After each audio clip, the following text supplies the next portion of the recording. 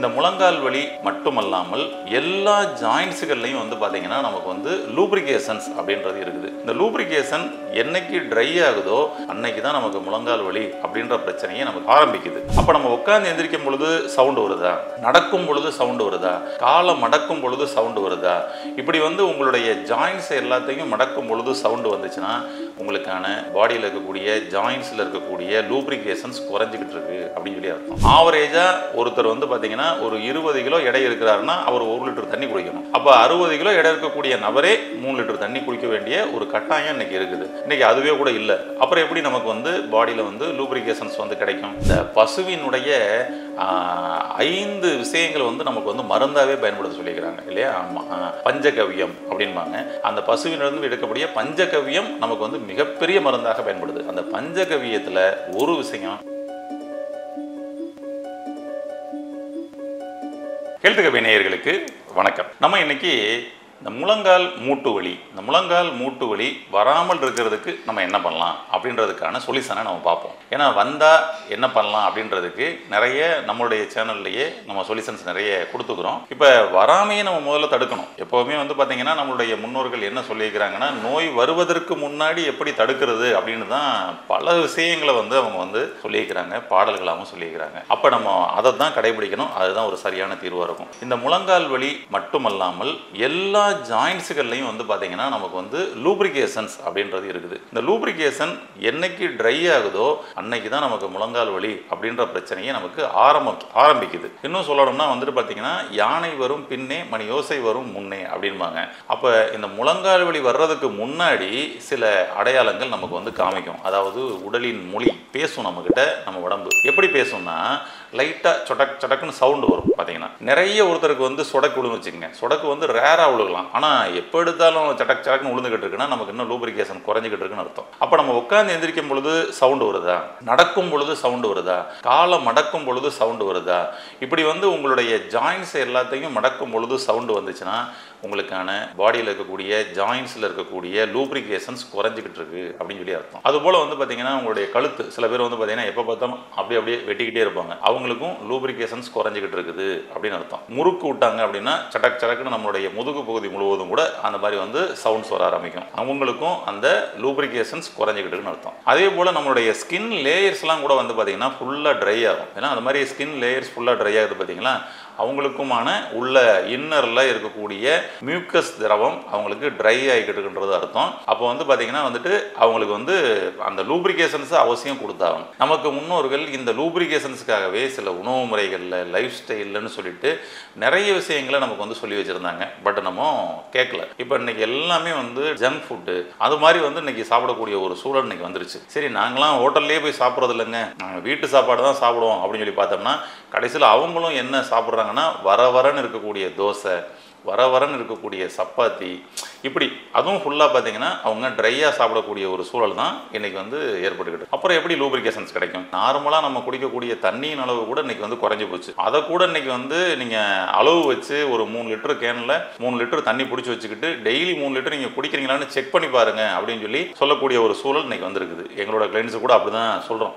ஏன்னா அப்போ தான் அவங்களுக்கு தெரியுது. மறுநாள் வந்து சொல்கிறாங்க, இந்த மாதிரி வந்து நாங்கள் ஒரு லிட்டர் தான் சார் நான் சாப்பிட்ருக்கேன், நான் இப்படி தனியாக வச்சு பார்க்கும் பொழுது மட்டும்தான் இந்த டிஃபரெண்டே எனக்கு தெரிஞ்சிச்சு, இனிமேல் நான் அதை வந்து கடைபிடிக்கிறேன் அப்படின்னு சொல்லிட்டு. ஆவரேஜாக ஒருத்தர் வந்து பார்த்தீங்கன்னா ஒரு 20 கிலோ எடை இருக்கிறாருன்னா அவர் 1 லிட்டர் தண்ணி குடிக்கணும். அப்போ 60 கிலோ எடை இருக்கக்கூடிய நபரே 3 லிட்டர் தண்ணி குடிக்க வேண்டிய ஒரு கட்டாயம் இன்னைக்கு இருக்குது. இன்னைக்கு அதுவே கூட இல்லை. அப்புறம் எப்படி நமக்கு வந்து பாடியில் வந்து லூப்ரிகேஷன்ஸ் வந்து கிடைக்கும்? அதாவது லூப்ரிகேஷன்ஸ் எல்லாமே வந்து பார்த்தீங்கன்னா பிசுபிசுப்பு தன்மையோட நமக்கு நம்ம உடம்புக்குள்ள இருக்குது. இந்த அதிகப்படியான வெப்பத்தினால அது வந்து பார்த்தீங்கன்னா எவாபரேட் ஆக ஆரம்பிக்குது. ஓகேங்களா? அப்போ அந்த அதிகப்படியான வெப்பத்தை தான் நம்ம வந்து குறைக்கணும். அதுதான் இதற்கு மெயினாக ஒரு அடிப்படையான ஒரு காரணம் அப்படின்னு சொல்லலாம். ஓகேங்களா? ஆமாம். அப்போ இதுக்கு என்ன பண்ணலாம் அப்படின்னு சொல்லி சொன்னோம்னா, ஃபஸ்ட்டு வந்து பார்த்திங்கன்னா நம்ம பழைய பதிவுகளில் சொன்ன மாதிரி நம்ம வந்து ஆயில் புல்லிங், ஆயில் பாத்து, ஐவாஸு, இந்த மாதிரி நிறைய டெக்னிக் சொல்லியிருக்கிறோம். இதெல்லாம் நம்ம ஃபாலோ பண்ணும் பொழுது நம்ம உடம்புக்குள்ள வெப்பத்தை குறைக்கக்கூடிய ஒரு தன்மையை நம்ம உருவாக்கலாம். இப்போ இதையும் தாண்டி ஒரு விஷயத்தை நம்ம இந்த பதிவில் வந்து பார்க்க போகிறோம். இந்த ஒரு விஷயத்தை மட்டும் நம்ம சரியாக வந்து ரெகுலராக கடைபிடிச்சோம் அப்படின்னு சொல்லி சொன்னோம்னா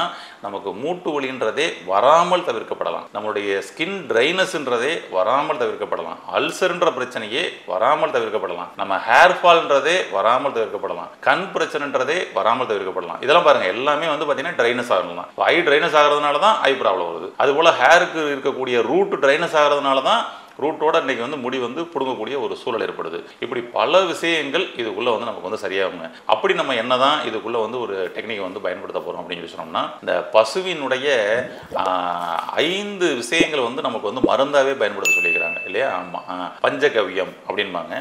அந்த பசுவினிருந்து எடுக்கக்கூடிய பஞ்சகவ்யம் நமக்கு வந்து மிகப்பெரிய மருந்தாக பயன்படுது. அந்த பஞ்சகவ்யத்தில் ஒரு விஷயம் அதனுடைய நெய், பசு நெய். இந்த பசு நெய் வாங்கிக்கோங்க. இன்னைக்கு சுத்தமான பசு நெய்யெல்லாம் இன்னைக்கு நிறைய மார்க்கெட்டில் வந்து இன்னைக்கு கிடைக்குது. அதை வாங்கிக்கோங்க. வாங்கிட்டு அதை என்ன பண்ணணுங்க அப்படின்னு சொல்லி சொன்னோம்னா, இப்போ நம்ம காலையில் எழுந்த உடனே வந்து பெட் காஃபி குடிக்கக்கூடிய ஒரு சூழல் தான் இன்னைக்கு வந்து ஏற்பட்டிருக்கு. பார்த்தீங்களா, இது மிகப்பெரிய தவறுங்க. இன்னைக்கு இந்த பால் டீ காஃபினால வந்து பார்த்தீங்கன்னா நிறைய ப்ராப்ளங்கள் வருது அப்படின்றத நாங்கள் நிறைய இன்னைக்கு இயற்கை மருத்துவர்கள் எல்லா பேருமே வந்து பார்த்தீங்கன்னா வந்து எல்லா மக்களுக்கு போய் விழிப்புணர்வை கொடுத்துக்கிட்டு இருந்தாங்க. கேட்கல. இப்போ சமீபத்திய ஒரு ஆய்வு இன்னைக்கு பார்த்தீங்கன்னா இங்கே சென்னையில் உள்ள ஒரு மிகப்பெரிய ஒரு பல்கலைக்கழகமே வந்து பார்த்தீங்கன்னா அது ஆய்வு பண்ணி சொல்லியிருக்குது. இதில் வந்து ஆமாம், இதில் வந்து பார்த்தீங்கன்னா வந்துட்டு சைடு எஃபெக்ட்ஸ் இருக்குது. இதனால இருதய பிரச்சனைலாம் வரது கூட வாய்ப்பு இருக்குது. நம்ம அதுவும் சாப்பிட்டு முடிச்ச உடனெல்லாம் வந்து டீ காஃபி சாப்பிடக்கூடிய பழக்கம் இருக்கிறவங்களுக்கு இந்த ப்ராப்ளம் வந்து வேகமாக வருவதற்கு வாய்ப்பு இருக்குது அப்படின்னு சொல்லிட்டு இன்னைக்கு பால் டீ காஃபியில் அதெல்லாம் சாப்பிட வேணாம் அப்படின்னு சொல்லிட்டு இன்னைக்கு வந்து ஒரு ஆய்வே சொல்லியிருக்குது. அப்போ காலையில் எழுந்த உடனே முதல் வேலையாக நம்ம சாப்பிட்றோம் பாருங்க, அதுவே கூட தப்பு தாங்க. இந்த பெட் காஃபி அப்படின்ற மாதிரிலாம் இன்னைக்கு வந்துருச்சு. பல்லு கூட விளக்காம நேர அப்படியே எந்திரிச்ச உடனே காஃபி சாப்பிட்ற மாதிரிலாம் இன்னைக்கு வந்து குழந்தைங்களுக்கே அந்த பழக்கத்தை கொண்டு போய் இருக்கிறாங்க. மிகப்பெரிய தவறுங்க. இப்போ என்ன பண்ணுங்க, காலையில் எழுந்த உடனே நீங்கள் காஃபி குடிக்கிற பழக்கத்தை முதல்ல மாற்றுங்க. மாற்றிட்டு இப்போ நான் சொல்கிற மாதிரி ஒரு ப்ராசஸ் பண்ணி பாருங்களேன், என்ன மாற்றம் நடக்குதுன்னு பாருங்கள். காலையில் எழுந்த உடனே முதல்ல ஆயில் புல்லிங் பண்ணுங்க. இந்த ஆயில் புல்லிங் பண்ணிவிட்டு ப்ரஷ் பண்ணிடுங்க. நல்லா ப்ரஷ் பண்ணிடுங்க. ப்ரஷ் பண்ணிவிட்டு ஒரு வெதுவெதுப்பான தண்ணி, ஒரு டம்ளர் வெதுவெதுப்பான தண்ணியில் ஒரு ஸ்பூன் நெய் கலந்துக்குங்க. நெய் கலந்துட்டு அப்படியே கலக்கிடுங்க. அந்த தண்ணியை அப்படியே வந்து எம்டி ஸ்டொமக்கில் அப்படியே சாப்பிடுங்க. ஓகேங்களா? அவ்வளோதாங்க. என்ன மாற்றம் நடக்குதுன்னு பாருங்களேன். உங்களுக்கு வித்தின் 1 வீக்லேயே வந்து மிகப்பெரிய மாற்றம் தெரியும். ஃபர்ஸ்ட் உங்களுடைய ஜீரணம் சூப்பரா நடக்கிறத உங்களால ஃபீல் பண்ண முடியும். ஜீரண மண்டலம் சூப்பரா ரெடி ஆகும். உங்களுடைய அல்சர் கம்ப்ளைண்ட்டும் அதுக்குள்ள வந்து சரியாகுங்க. ரொம்ப அற்புதமான மாற்றம் வரும். கண்ணு பிரகாசமா தெரியும். அதுபோல தலைமுடி சைனிங் ஆகும். ஓகேங்களா? சைனிங் ஆகும். ஸ்கின் சைனிங் ஆகும். உங்களுடைய போன் ஜாயின்ஸ்ல இருக்கக்கூடிய சவுண்டு போயிட்டு வலி ரிலீஸ் ஆகுங்க. இப்போ இந்த முழங்கால் வலி பிரச்சனைக்கு ஒரு தீர்வு வேணும் அப்படின்னா நீங்க முழங்கால் வலி வருவதற்கு முன்னாடியே இதை நீங்க ஃபாலோ பண்ணுங்க. அதுதான் ரொம்ப சிறப்பா இருக்கும். வந்ததுக்கு அப்புறம் ஏதாவது மருந்து இருக்குதா, ஆயில் இருக்குதா, இல்லை போன்லையே இன்ஜெக்ஷன் போட்டுடலாமா, இல்லை நீயே ரீப்ளேஸ்மெண்ட் பண்ணிடலாமா அப்படின்லாம்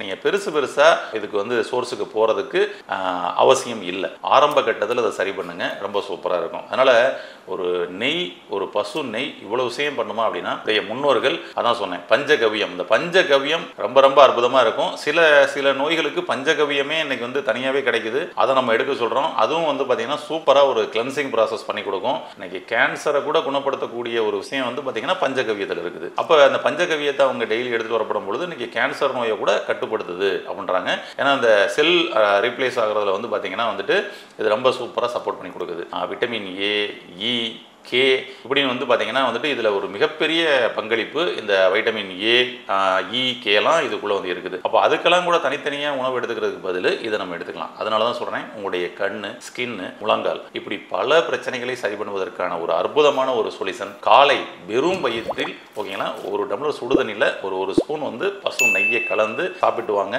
மாற்றத்தை எப்படி இருக்குன்னு சொல்லிட்டு சொல்லுங்க. இது போல வந்து பார்த்தீங்கன்னா வந்து யாராவது உங்களுடைய நண்பர்கள், உறவினர்கள் இருந்தாங்கன்னா இந்த டிப்ஸையும் அவர்களையும் பயன்படுத்தப்பட சொல்லி ஆரோக்கியம் அடைய செய்யுங்கள். வாழ்த்துக்கள். நன்றி.